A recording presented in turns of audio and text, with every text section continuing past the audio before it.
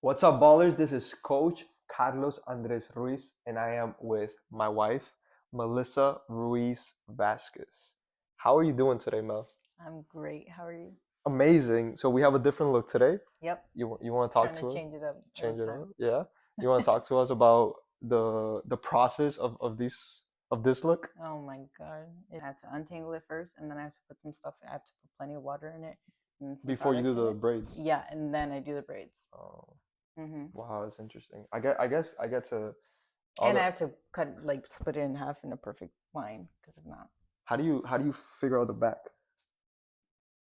technique. It's just practice makes perfect type. And that's Coach Mel. I feel like now I can find common ground conversation with the girls that we coach mm-hmm. when I see their You're welcome. their curly hair. Yeah. Um, Zoe has curly hair, right? Does she? Uh, I I think feel like her hair probably. is mad Yeah, curly. yeah. Okay, so I can talk to her about curly hair. I think I've only seen you once with straight hair. Mm-hmm. If I could be honest, it didn't look good. That's crazy. Should I not be honest?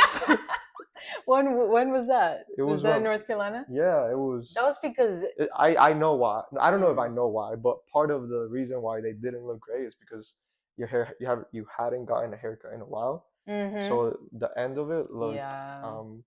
so it was just like straight like with whichever way your length was Mm-hmm. versus straight but Like clean lined up. cut. Yeah, yeah, basically. Lined up.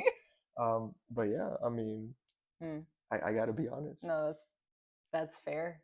But I think when I cut my hair like nice and like it's all done correctly Hmm. because you gotta wash it in a certain way before you strain it, and you gotta do because it was also like super like from the product I was using, the roots of it was not looking good, and then on Hmm. top of that, the layers were all Yeah. off because I had a pixie cut before that. So What's a pixie cut? that's like how you met me. So like the like Oh, really short hair on the sides, and yeah. then kind of like a guy cut, honestly, Okay. but like for women, and it's Got it. like certain lengths at the top, Okay. whatever.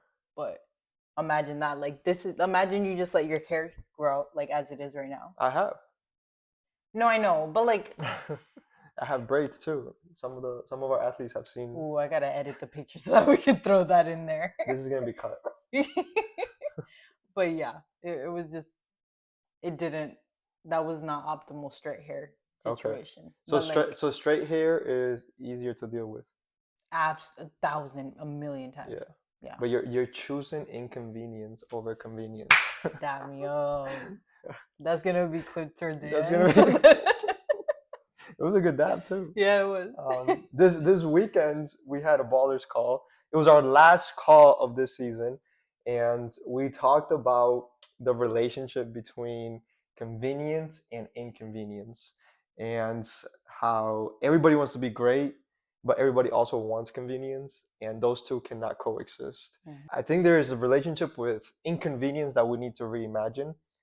And for me, if I mean, I don't know if it matters, but for me, I would love for you to keep your curls, as Yeah. inconvenient as it may be. But Mhm. I still love you if you go with convenience. Mhm. You're just minimizing your optimal beauty. But yeah, that was a fun topic. I think we also had some comments. We posted a little bit about it, and it resonated with people Mm. that there needs to be a relationship with inconvenience in order for you to almost unlock and achieve a greater version of yourself. So that is one of the things we're going to talk about today. But I want to do a warm up today. Are you down for a warm up? Absolutely. Everything that I do always works in like a session structure. So Mhm. I need a warm up, I need a drill, I need simulating like a small sided, and then I need a scrimmage. So our warm up today, what are these? Let's get deep questions for couples. Okay. Actually, shout out to Kiara. Yeah, I was just Yeah, saying. Kiara, who got us actually this too. This A book, gift card. Kiara. This Kiara, she gave us a gift card from Barnes and Nobles, and if you ever want to get me anything, either a Amazon card or a Barnes and Nobles card, and that's it. I don't need anything else. Let's see. So There's three options. We could go icebreaker. We can go deeper, or we can go uh, just deep. Okay. Um, Do you have a preference? Do I you was want to thinking do? icebreaker, You want but to just an icebreaker? yeah. Just one card, Well, multiple vamos a cards? ver. We'll see what Okay. it says. Okay. Okay. Depends on what it says. Yeah. All right. Let's see. Because if it's too easy, If then it's too easy, we go again. or something we already know about each other. You ready? Yeah. Beer, wine, or cocktail? Cut. just Cut. All right. irrelevant. Next. If you So have an funny. answer for that, drop it in the comments. All right. What are your parents Oh no. or family's perceptions towards marriage? My family, of course, they are about. I feel like people always call it the institution of marriage. Oh wow. They're about marriage because they got married. Yeah. And their dream or part of their dream is for my brother and myself to get married, which we were able to achieve that for them. So Yes. Check. check. Um, but I think they see it as like a spiritual, legal, like all the Spiritual and legal. Wow. yeah. There's all these components to marriage that are in this reality Hmm. and that we conform to. But yeah, I think that they think it's a beautiful thing and an important thing that Okay. you should. What's your perception of marriage? I think it's intimate and it's a spiritual connection, but it's also something that is there's here in the United States, especially like there's a legal component to it. When we were doing all our marriage planning and stuff like that, there's stress because you start thinking about it. Like you think about it hypothetically when you're younger Yeah. and when there's that person's not in the picture yet, and maybe when you're not you understand that it's something that happens and like there's a certain plan to it. Like you get the white dress, you find the venue, you do all this stuff, but then when you're actually in it, you're like, what am I supposed to do here and why? Like, I thought it was just about me and my husband or Yeah. soon to be husband, and suddenly there's the outside factors that you Yeah. have to consider, and it almost becomes a political thing, and it's kind of exhausting. It But is. It is exhausting. It is. not our marriage, Oh, but okay, like okay. Shoot, I was not supposed to. No, I so. was- But like the planning of it, I guess, is the Yeah. more exhausting part. Yeah. The being there was not exhausting at all. It's such a happy, beautiful time, I think. Yeah. I think it's una mafia. That is not what I was expecting you to say.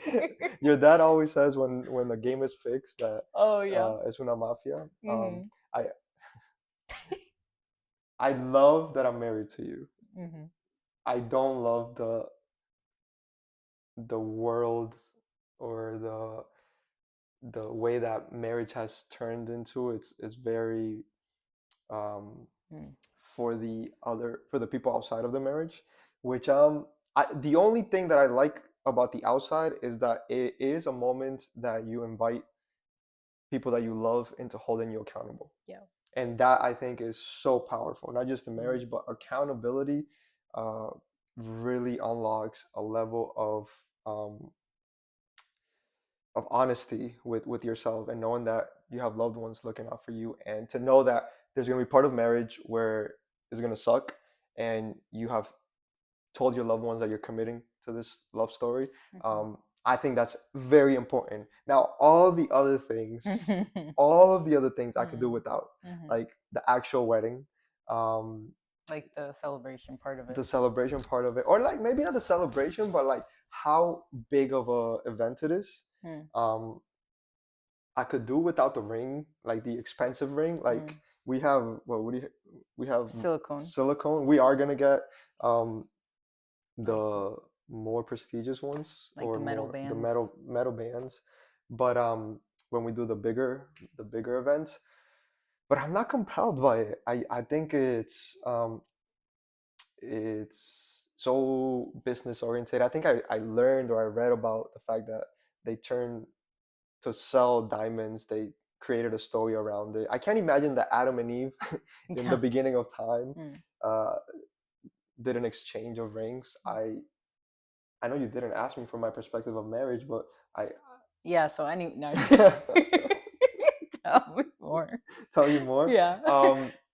I, Or you your know, family's perception. you know, I don't know if I'm gonna answer for my parents or my families, but I do know that as a young uh, Christian, Mm, the word marriage was always next to the word sex, mm, mm-hmm. and it's almost like they infuse fear to have sex Yeah. in a way that um, if you have sex outside of marriage, it's almost like it's a one-way ticket to hell. It's I just saw like like get somebody on the in a car, car. yeah, you made it. Sorry, bud. Uh, and and and and regardless of where you stand on that, it creates a narrative in which you begin to see sex as something negative. Mm, And so from whenever you start to feel urge to have sex, all the way up until maybe if you're trying to not go to hell, all the way until you get married, sex has been an enemy. mm, When the reality is like sex is one of the most beautiful things that God has created. In fact, without sex we wouldn't be able to continue life. mm. And and so I think that it's very dangerous to incubate marriage in real world scenarios, or to try to make people align with an agenda, whether it's a religious agenda, a family culture agenda. So marriage is just intimacy between two humans, and in every department, like mental, spiritual, physical. Um, all of our designs just coming together with a person that we choose, that we feel uh, we want to share that intimacy. And so that's what it is for me, but I will adapt. And I do think that I love to honor my parents and my loved ones, and so the wedding will happen. But yeah, that's marriage. I didn't intend to start with marriage. Yeah. But I did want to talk about sex, which is an interesting topic. There's a song that says, Sing it. no, I don't. No? That's like the only part of the song that I know. Oh, okay. So I didn't want to talk about sex though, because I think that it's a topic that everybody runs away from. Do you ever remember somebody giving you the sex talk? I just remember for some reason, and I think it was just purely out of like insecurity, embarrassment, like fear, Mm, probably. Like my mom, we still have the book somewhere of like your child is going through puberty, like this is the stuff. wow. And she tried to like read it with me, go through it with me, and I was like, ma, Was it no. awkward?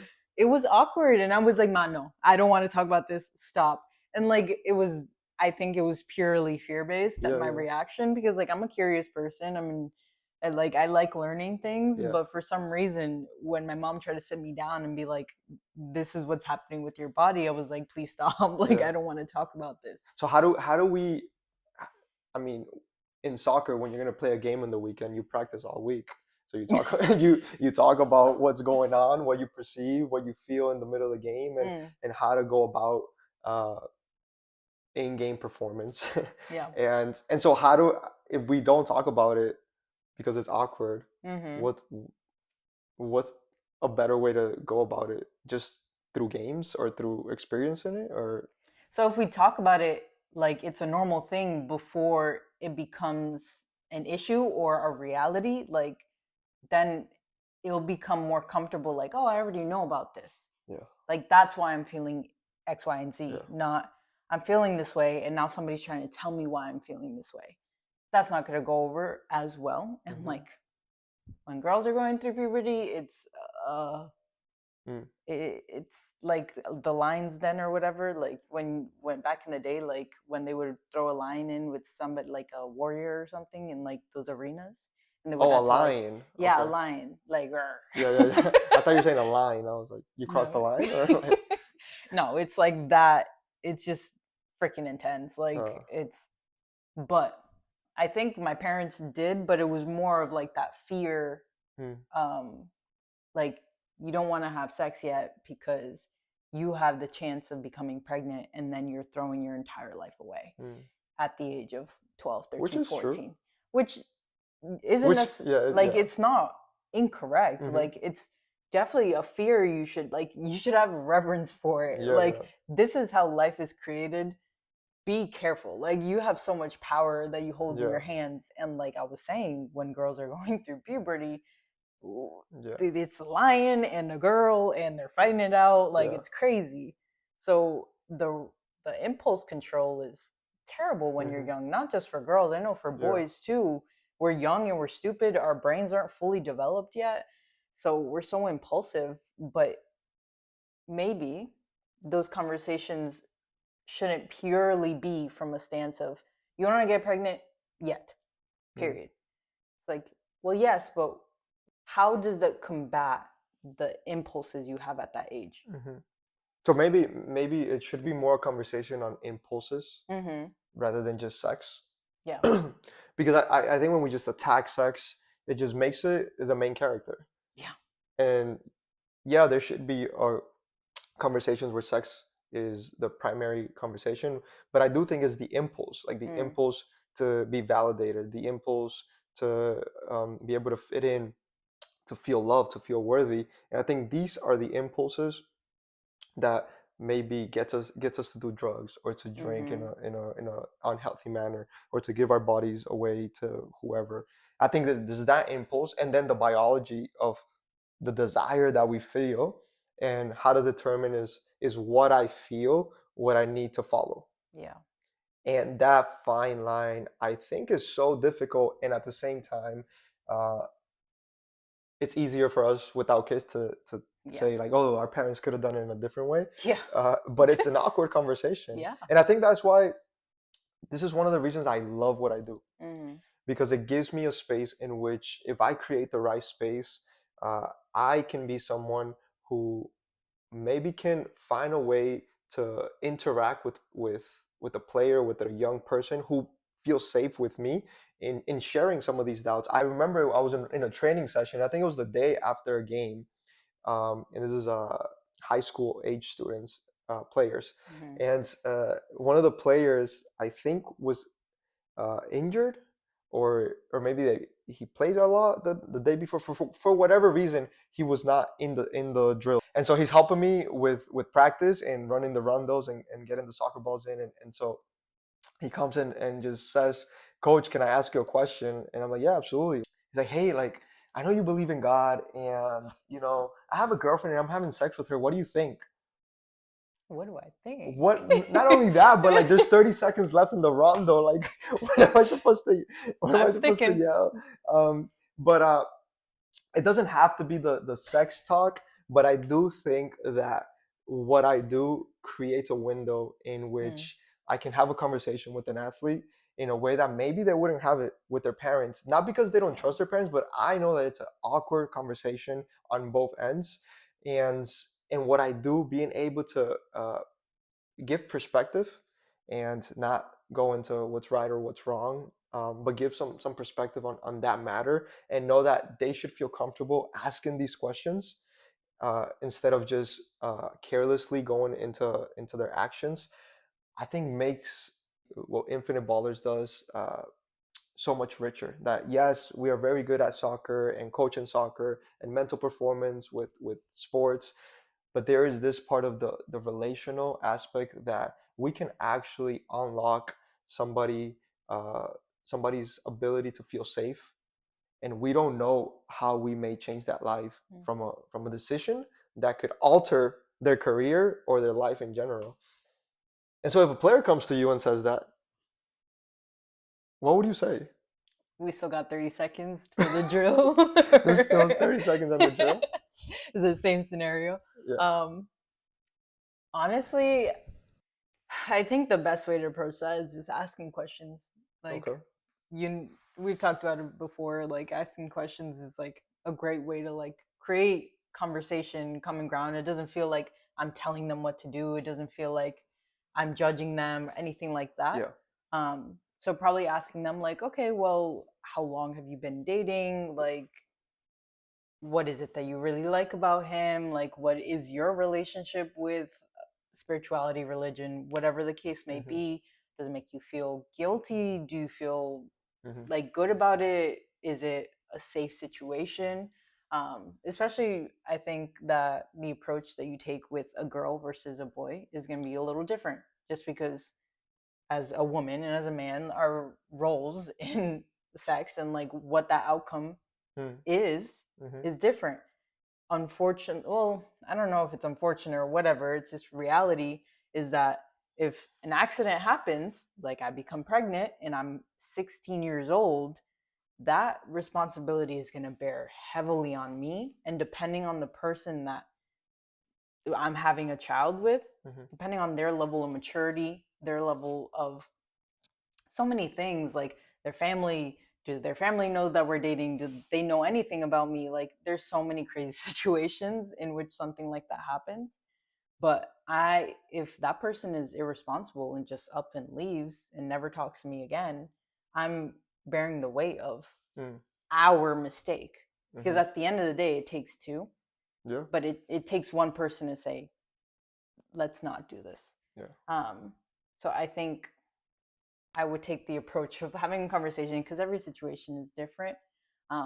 But in my opinion, I would urge them Mhm, to reconsider and maybe find a healthy way to redirect those impulses mhm, or find a way to get something that holds more importance or more value mhm. to that individual Yeah. over those impulses.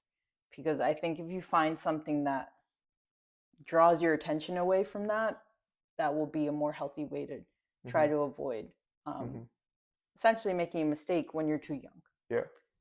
I think it does go back to part of the conversation we had this weekend in the Ballers Lab Mm. between choosing convenience versus inconvenience. And I think when we have these impulses, the convenient thing to do is to just do what my body is feeling at the moment and disregard the reality. And I think our feelings are real, but they are not our reality all the time. Mm-hmm. And our feelings can almost blind us from a specific goal that we want. This weekend we talked about how we have a player that he had a really bad knee injury, and nobody that's not injured wants to go and strengthen your weaker leg and go through rehab. And so that's not something that we long for. But on the other side of this player's rehab is being able to play soccer again and kicking the ball again. And he texts me sometimes like, yo, I can't wait for that first game back. And I think it's a similar situation in the sense that um, if you, like you're saying, if you have something on the other side that is greater than this, it's going to be easier to not choose the convenient Mm-hmm. and choose what's correct. Yeah. And part of the compass that we try to give our athletes is when you're in a situation like this, not just sex, but any situations where you don't know where the right answer is, going in the way of, is this correct, or is this convenient? Mm. And for me, speaking from the male point of view, there's nothing more convenient than you having the ability to say, "Oh, I was able to sleep with this person," um, and and on top of that, the convenience of feeling that you're accepted from by somebody outside of Mm-hmm. you, and I think it can be really dangerous when we don't make that distinction, and helping players understand. For me, when he asked me that question, uh, I had 30 seconds to answer Yeah. before the drill ended, and I remember the first thing that came out of my mouth was like, "Is your relationship with your girl that boring that all you're looking to do is satisfy yourselves with your bodies?" And then that that question led us into stopping the drill, and then I said, I'm gonna continue to talk about it, but that's the first question that came to mind. Let me just get the drill going again. But I do think that that question exposed That's real. the The fact moment. that you said that so quickly and Yeah, and that wow, that's like disarming. That's like, oh wow, I guess like the expectation would be judgment. Like yeah, oh, I just told him that like I'm doing something that at my age like most adults don't approve of. Like he's probably gonna like rip me a new one. Like yeah, and instead you took the approach of addressing the relationship between the two instead of placing the judgment yeah, on him or on his girlfriend. yeah. I feel very strongly when people try to use religion as a compass, Mm-hmm.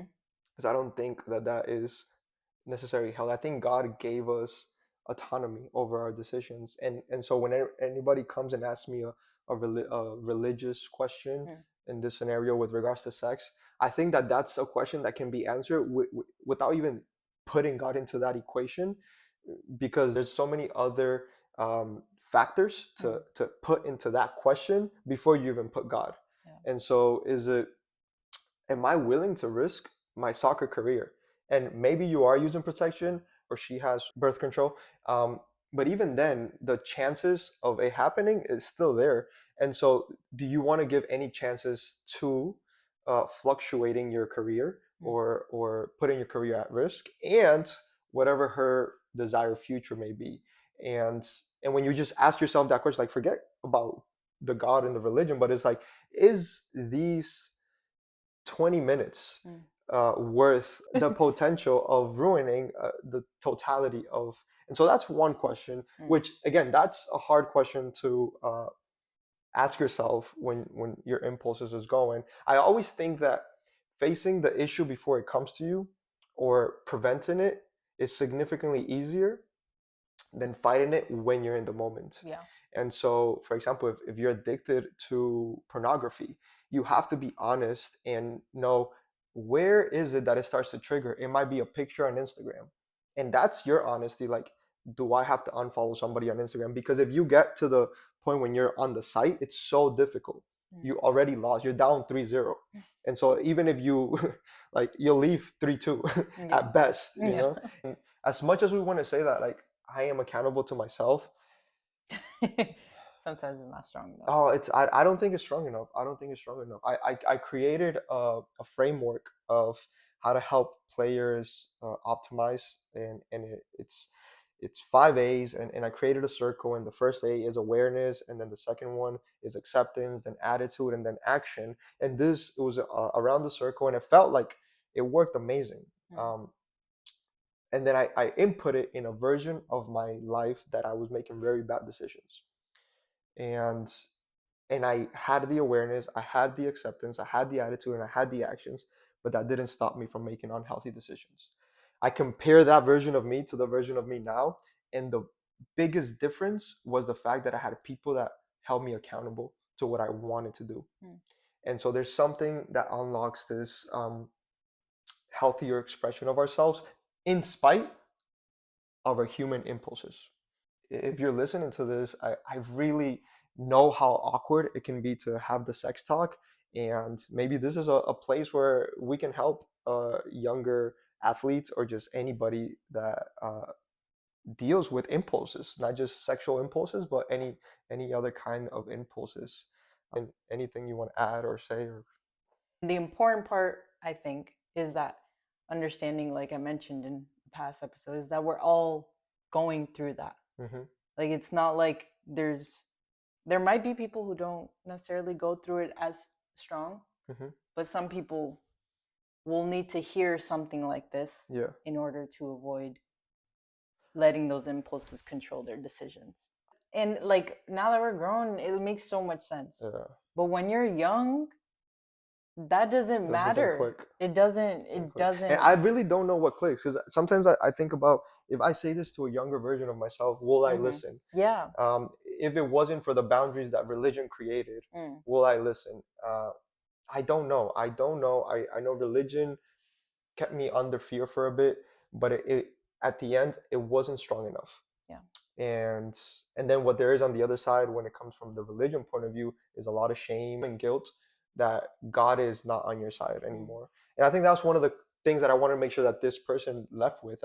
Yeah. After I asked them the question, uh, the intense question of is your relationship so boring? I said, hey, but by the way, you have to be convinced that God loves you whether you do that or whether you don't, that God is greater than our actions. And so it's fear around, is it religion? Is it that you believe that God will be will not be happy? Or do you feel that if you use God, this person is gonna out of fear not make these decisions? It's a fine line because at the end of the day, you want to help them, Mm. make healthier decisions. But I do think there's different points of views, and regardless of whether you end up doing it or not, I do think that you should have people that you can go to Mm-hmm. if you did it, or if you're thinking about doing it, or if you're not sure about what to do.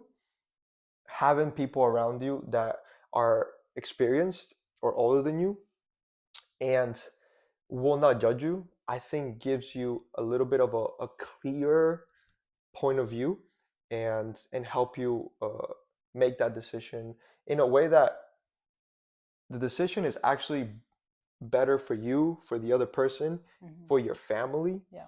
um, and whatever that decision may be. Like, because here, I guess sometimes we take the perspective that like the only right answer is to not have sex, Mm-hmm. and I don't know where I stand on telling somebody what to do or what not to do. But on my personal beliefs, I have this strong conviction that everything ends the way that it starts. If I want to be intimate, is that something that will have the totality of our relationship when we're 81? And then that redefines intimacy, Mm. because at our age now, there might be physical aspects to it, but the totality of our intimacy at 81, can I still lose myself for 2 hours having a conversation with her Mm. and laughing and engaging? The relationship at the beginning needs to simulate what it's going to look like at the end. Mm. Everything in between is going to keep it from us getting to an end together. But yeah, I think that's something that I think I would consider at that age if I sat with somebody that I trusted and they told me, "Hey, like the reality is, you will not be able to do this Mm. at 81, Mm-hmm. and not only will you not be able to do this, but if that was what it was founded on, you're really risking the outcome of your relationship, which then you're risking uh, your kids seeing that mom and dad can't be together." And I can't tell you enough about how much I can see how a divorced household affects the players that I work with. And whether you believe that divorce is the right approach or not, I do think it's the first picture of love that the player in this scenario gets. And why increase the chances of divorce simply because you want to begin your relationship at physical intimacy? Mm-hmm. And so I don't. I also don't think that we see how many, like a domino effect, how much we break when we just decide for a moment of satisfaction, and we're risking creating a habit that can turn into affecting not just our relationship, but the upbringing of our children, and then our children of their children, and then we break um, the health of our family, Mm. you know. And that's a lot. Yeah. But I say this because maybe coming from Coach Andres, in the way that if my mom tells me to clean the room Mm-hmm. versus if my mentor tells me to clean the room, Yeah. I'll consider a little bit more, because it's not mom's voice that's always here. So I hope that players at a young age, with regards to the sex topic, but just any impulse topic, Mm. reconsider. Is this correct, or is this convenient? Is this just for instant gratification? What does this say about my relationship with my significant other? Like, Yeah. is it not fun enough, or is Yeah. it not compelling enough that we have to dive into the physicality to please? I don't even know if it's each other, but myself. Yeah. And so to ask yourself all these questions before we make some decisions, and have somebody that just works with you on the field too, Mm-hmm. and you feel comfortable with. But That makes me wonder, like, if or not the correct, but the more likely approach that will um really like hit or like resonate yeah. with young athletes specifically is being more challenging, Hmm. not more so of you shouldn't do this because you should be scared of this consequence, Okay. because we've talked about pregnancy, but there's also like the Yeah, STIs, yeah. like it's all like things that will impact you for a lifetime. um But like, I wonder if the correct approach is to take it as a challenging them, like, is it really that boring, or do you really have nothing to talk about? Like, Hmm. do you, is there nothing better you can be doing with your time? Do you not care about your relationship? Like, is this the foundation you want to set? Yeah. I wonder if having that approach, especially like if he came seeking you as his coach, Hmm. he knows that that's how you typically approach a team. Like, a lot of Yeah, yeah, coaches yeah. have that perspective of like, you guys have to be better, you have to do the best you can, is Yeah. very challenging. um so that makes me think, like, maybe with young athletes and controlling their Interesting. impulses, it's, you want to challenge them, rather you want to be like, don't do this because Yeah. this, almost, That makes a lot of sense because like yeah. I don't, maybe it was just me, but I got fit for my Mm. team, Mhm. but I don't love being fit or the Yeah. process of getting fit. Mhm. And so we don't love the process of feeling uh, Yeah. this impulse Mm. and not act on it. And it's almost like a fitness journey, Yeah. you know. But it does connecting it with let's coach them Yes. as opposed to like let's command them or Mm. That's let's the word. let's Yeah. dictate them Mhm. in what we feel is right. um I do think that can open, and I, as a challenger, just innately, Mhm. when I feel that I have a safe relationship with the person or the player that's asking me these questions, then I really go into hardcore coach mode, Mm. and I do bring up statements that like I think casual sex is a declaration to yourself that you're not worthy of love. Mm. That's good.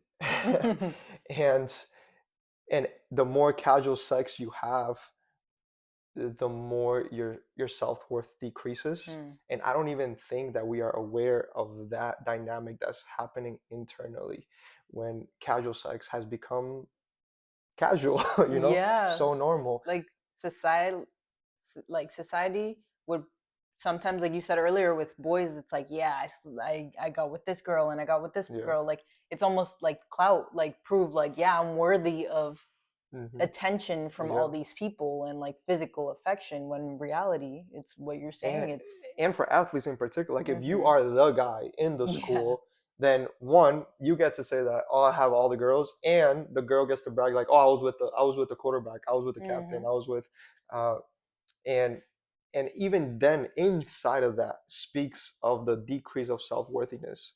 Like Mm. I'm trying to increase my worthiness because I was with the star player, Yeah. which then just means that like I don't have worth myself. Let me increase it by doing something else. And then the player, like, let me increase my worth in saying that I get to have a lot of females in that example. And so I wonder if you ask somebody the question, like outside of this sex conversation, you ask them, do you do you have a low sense of self-worth? Mm. And I don't know that people necessarily say, no, no, I don't struggle with self-worth. But if your actions are saying the opposite, but I do think that at that age, I don't know that they see that one thing is saying the other, Yeah. but internally, I don't think that our soul has a language. And Mm. I think our soul is just intaking uh, the the action of lack of self-worth, and then you're suppressing yourself from the opportunity to having so much value on your body, on your emotions. And so I think that's another question that I would ask, and bring it along with the coaching, bringing the self-worth. And I do think that there is something Yeah. like Yeah. like Ego. yeah, yeah, and being able, like, when you when you get something that is difficult to obtain, Mm. that actually has more value. Mhm. And being able to see yourself that way, like, yo, I am so valuable, like I'm not just gonna give myself to anything, Yep. even if my feelings or desires, like I am at a higher Mhm. um, frequency of impulse control. Yeah.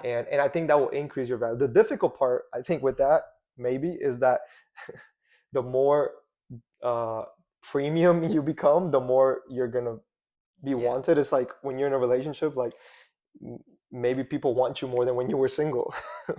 And so being able to deal with those, but knowing for sure that like I am just increasing my self-worth Mm-hmm. to myself.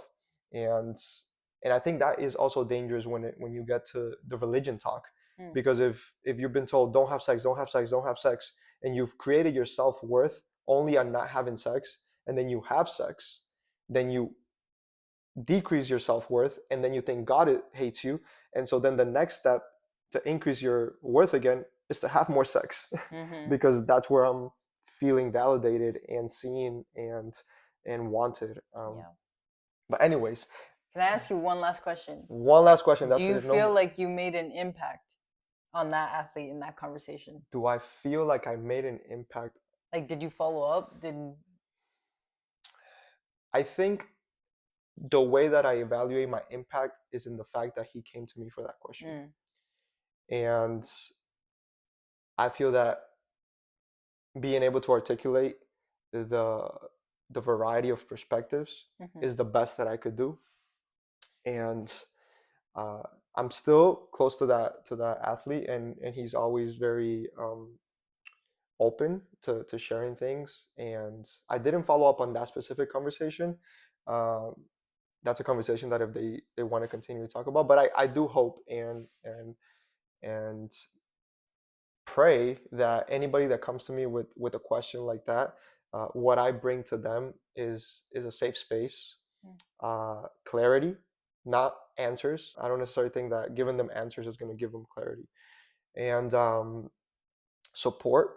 And I think if that is the dynamic, I think regardless of the outcome, the impact was created. mm-hmm. Good. That's good. Yeah. All right, so we went into sex talk, and I think this is a very important conversation. I hope that you guys gain something from it. Um, Again, we're not looking for you to have answers.